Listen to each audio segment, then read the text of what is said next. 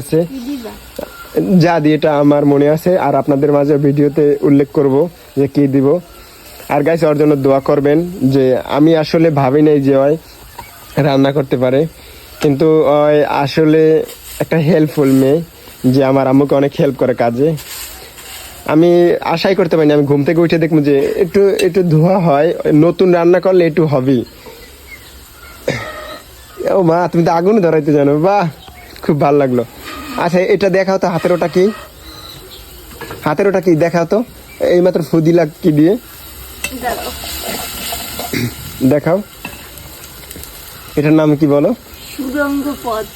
এটা দিয়ে ফু দিলে হয়তো মানে হাওয়া যদি মুখ দিয়ে দিই তাহলে সেই যে আইসা চোখে পানি এসে পড়ে, এই জন্য এইটা। তোমার হাতটা একটু দেখি তো গাইস।